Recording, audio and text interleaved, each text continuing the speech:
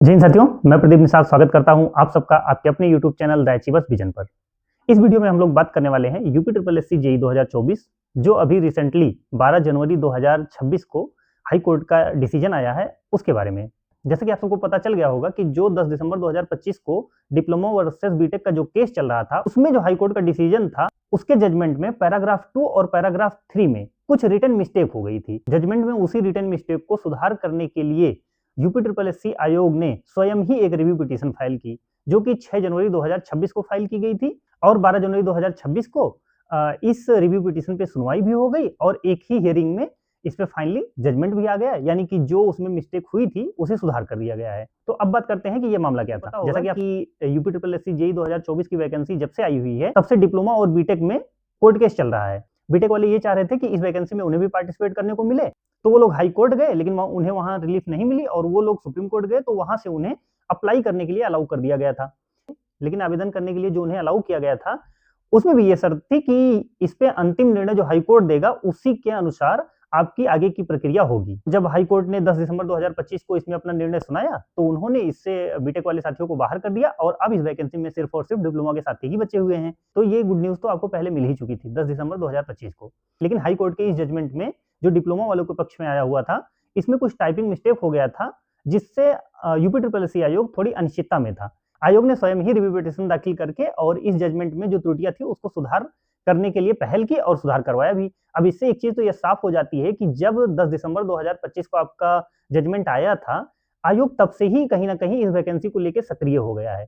यानी आयोग भी ये चाह रहा है कि आपकी वैकेंसी कंप्लीट हो, लेकिन चूंकि कुछ टेक्निकल उसमें मिस्टेक थी इसकी वजह से वो लोग नहीं चाह रहे थे कि वैकेंसी फिर से कोर्ट में जाए, एक बार प्रक्रिया शुरू होने के बाद फिर से कोर्ट में जाए, इसलिए उन्होंने स्वयं ही इसको करेक्ट करवा लिया है। तो आप लोग को अब ये समझ में तो आ गया होगा कि शायद आयोग खुद भी चाह रहा है कि अब इस वैकेंसी को जल्द से जल्द कंप्लीट कर लिया जाए। अब बात कर लेते हैं कि टू द पॉइंट वो मिस्टेक क्या थी जिसको आयोग ने सुधार करवाया है। तो सबसे पहले बात करते हैं कि पहली गलती क्या थी और फिर उसको सुधार करके नया सेंटेंस क्या जोड़ा गया है। मैं लाइन टू लाइन वही पढ़ देता हूं जो पुराने जजमेंट में सेंटेंस था और नए जजमेंट में सेंटेंस दिया गया है। तो बात करते हैं पहले एरर के बारे में। 10 दिसंबर 2025 का जो हाई कोर्ट का डिसीजन था उसमें पैरा नंबर 2 में ये लिखा गया था, no appointment shall be made in pursuance of the selection already held. यानी कि इन्होंने कहा कि जो ऑलरेडी सिलेक्शन हो गया है उसमें कोई भी अपॉइंटमेंट नहीं दिया जाएगा, जबकि आपकी परीक्षा तो हुई नहीं है, आपका सिलेक्शन तो हुआ ही नहीं है, तो अपॉइंटमेंट देने की अभी कोई बात ही नहीं थी। तो ये एक एरर थी। तो इस सेंटेंस को रिप्लेस किया गया है एक नए सेंटेंस से जो कि इस तरीके से है, no appointment shall be made till the disposal of the writ petition by the high court.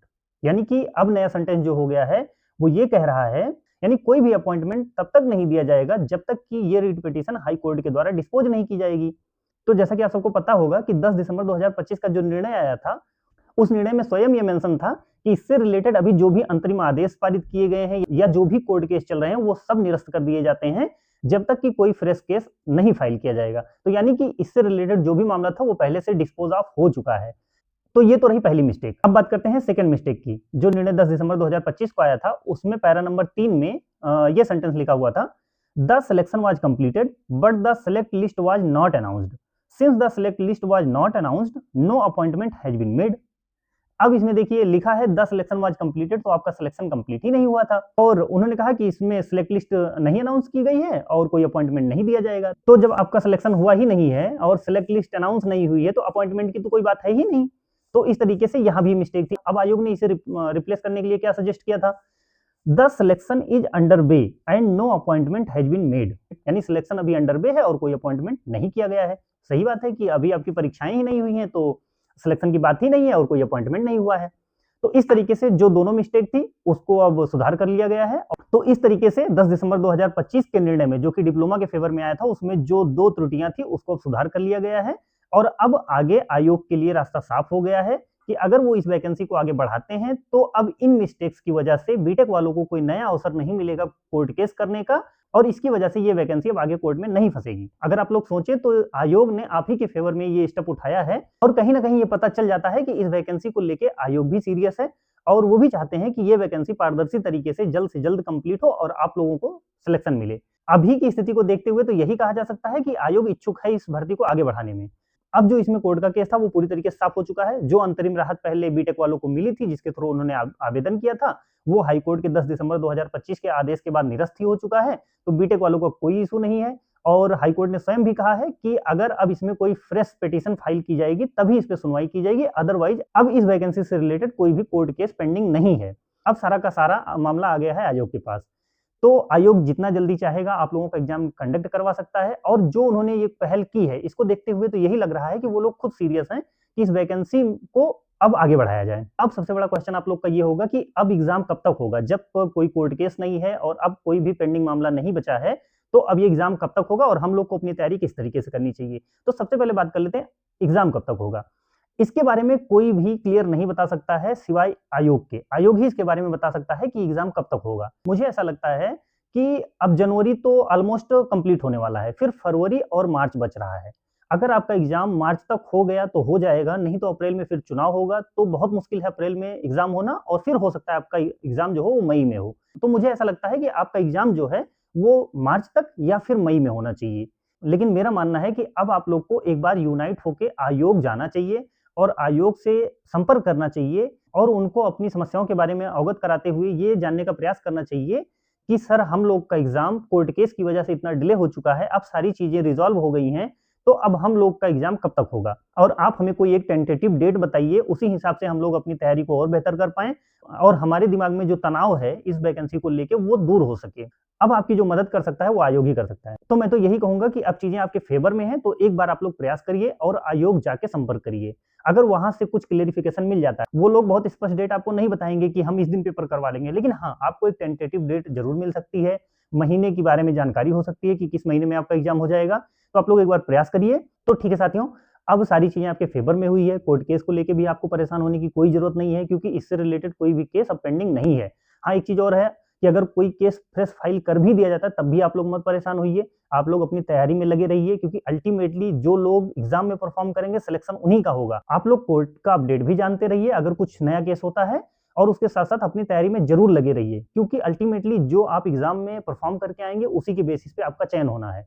तो मेरा सुझाव यही है कि आप लोग जो भी चीजें पैरेलली चल रही हैं उस सबको सेकेंडरी रखते हुए सबसे पहले आप अपनी पढ़ाई पर ध्यान दीजिए क्योंकि अगर आप पढ़ाई किए रहेंगे तभी आप एग्जाम में अच्छा करके आएंगे और अंतिम रूप से आप चयनित होंगे। अब बात कर लेते हैं कि आगे आपकी स्ट्रेटजी क्या होनी चाहिए। सबसे पहले तो मैं ये बता दूं कि अंतिम रूप से चयन उन्हीं कैंडिडेट्स का होगा जो लोग सीरियसली लगे होंगे और अगर ये कोई सोच रहा है कि 4612 पद हैं और हम मेहनत नहीं करेंगे फिर भी हमारा सिलेक्शन हो जाएगा, तो ऐसा नहीं होगा।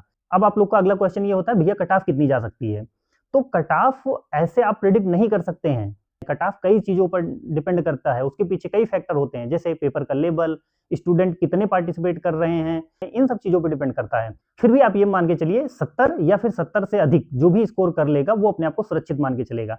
अब मैं बार बार यही कहता हूं कि अगर आपको 70 नंबर लाने हैं तो आपको अपनी तैयारी 75 और 80 नंबर के लिए करनी होगी क्योंकि अगर आप 70 को टारगेट मान के चलेंगे तो हो सकता है परीक्षा में आपके साथ कुछ ऐसा हो जाए कि आप 60 भी ना ला पाएं। तो आप हमेशा अपनी तैयारी को 75 या 80 मान के चलिए। मुझे ऐसा लगता है कि आप लोग को फाइनल सिलेक्शन लेने के लिए आपका जो टेक्निकल सेगमेंट है जिसमें 65 नंबर के 65 क्वेश्चन पूछे जाएंगे, कंप्यूटर का सेगमेंट है 15 नंबर के 15 क्वेश्चन और फिर यूपी स्पेशल का जो 20 नंबर के 20 क्वेश्चन पूछे जाएंगे। इस तरीके से टोटल 100 क्वेश्चन में आपको 70 प्लस स्कोर करना है और ये तभी हो पाएगा जब आप टेक्निकल पे भी बढ़िया फोकस करेंगे और कंप्यूटर भी अच्छा करेंगे और फिर यूपी स्पेशल भी बढ़िया करेंगे। अब करना क्या चाहिए आपको? अपने पढ़ाई के आवर्स को आप बढ़ा दीजिए। इसमें आप लोग टेक्निकल तो लेके चले ही, यानी कि टेक्निकल तो आपको करना ही है दिन के कम से कम 3-4 घंटे, उसके साथ साथ ही यूपी स्पेशल और कंप्यूटर के लिए भी कम से कम 1-1 डेढ़ घंटे का समय देना होगा। यानी अब आपको 6 से 8 घंटे की पढ़ाई मिनिमम करनी ही पड़ेगी। अगर इससे ज्यादा करते हैं तो ये आपके लिए और भी अच्छी बात होगी। होता ये है कि यूपी ट्रिपल एससी जब डीवी करवाता है तो कम से कम 3 गुना बच्चों को बुलाता है और 3 गुना बच्चे जब डीवी के लिए बुलाए जाते हैं तो कट ऑफ कम जाती है, लेकिन जब डीवी के बाद फाइनल कट ऑफ आती है तो वो डीवी की कट ऑफ से काफी हाई रहती है।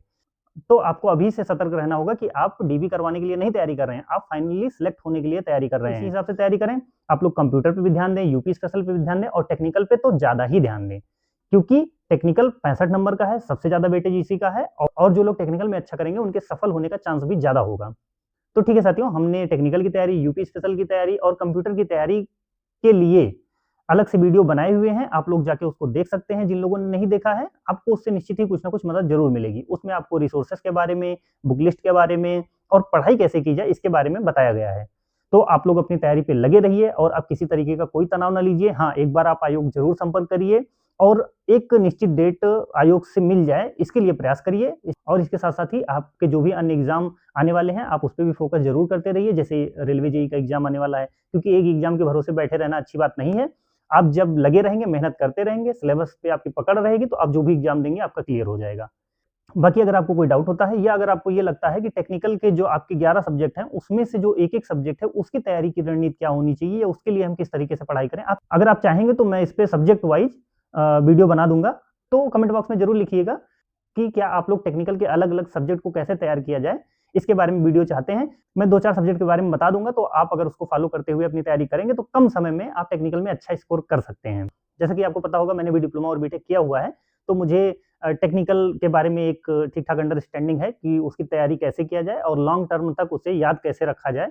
तो मुझे इसके बारे में कुछ आइडिया है, तो अगर आप लोगों के लिए भी वो बेनिफिशियल साबित होगा, तो मुझे बहुत अच्छा लगेगा। अगर आप लोग का कोई और भी डाउट होगा, तो आप लोग कमेंट बॉक्स में ज़रूर लिखिएगा। मिलते हैं फिर किसी नेक्स्ट वीडियो में। आप लोग वीडियो को लाइक करें, चैनल को सब्सक्राइब करें और अपने दोस्तों के साथ शेयर करें। जय हिंद, जय भारत।